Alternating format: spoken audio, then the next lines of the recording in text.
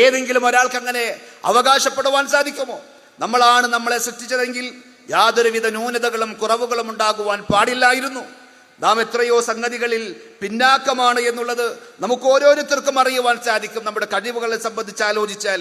എന്നിട്ട് ഖുർആൻ ചോദിച്ചു, അം ഖലഖുസ് സമാവാതി വൽ അർള ബൽ ലാ യൂഖിനൂൻ. ആകാശങ്ങളെയും ഭൂമിയെയും പടച്ചത് അവരാണോ? ആകാശവും ഭൂമിയുമായി തട്ടിച്ചു നോക്കുമ്പോൾ മനുഷ്യരെന്ന് പറയുന്ന ഒരു സൃഷ്ടിയുടെ സ്ഥാനവും വലിപ്പവും എത്രമാത്രമായിരിക്കുമെന്നത് നമുക്ക് കാണുവാൻ സാധിക്കും. വാസ്തവത്തിൽ ചിന്താശേഷി മരവിച്ചിട്ടില്ലാത്ത ആളുകൾക്ക് ആ വചനങ്ങൾ കേൾക്കുമ്പോൾ തന്നെ വലിയ മാറ്റങ്ങൾ ഉണ്ടായിട്ടുണ്ട്. ചരിത്രം പരിശോധിച്ചാൽ നമുക്ക് കാണുവാൻ സാധിക്കും, അറേബ്യയിൽ ജുബൈർ ഇബ്നു മുത്തഇം എന്ന് പറയുന്ന മതവിശ്വാസിയല്ലാത്ത, ദൈവവിശ്വാസിയല്ലാത്ത ഒരാളുണ്ടായിരുന്നു. അദ്ദേഹം ഒരിക്കൽ നബി സല്ലല്ലാഹു അലൈഹി വസല്ലമയുടെ അടുക്കലേക്ക് വരുമ്പോൾ പ്രവാചകൻ സല്ലല്ലാഹു അലൈഹി വസല്ലം മഗ്രിബ് നമസ്കാരത്തിൽ അഥവാ സന്ധ്യാസമയത്തെ പ്രാർത്ഥനയിൽ ഈ വചനങ്ങൾ ഉരുവിടുകയാണ്. 52-ാം അധ്യായം സൂറത്തു തൂറിലെ 35-36 വചനങ്ങൾ.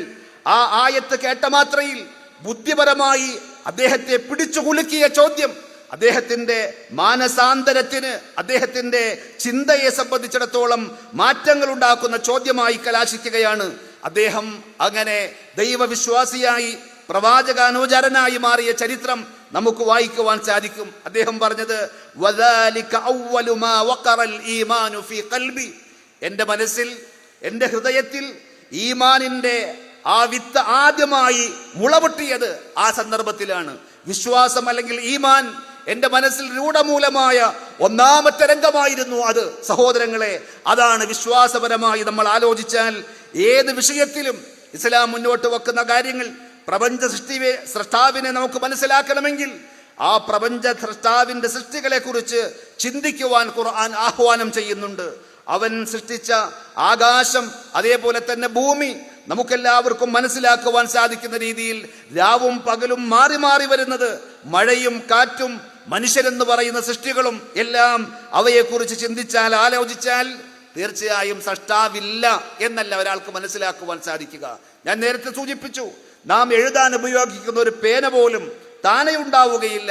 എന്തിനേറെ ഒരു മൊട്ടുസൂചി പോലും താനെ ഉണ്ടാവുകയില്ല. അതിന്റെ പിന്നിൽ അതിന്റെ നിർമ്മാതാക്കൾ ഉണ്ടായിരിക്കും.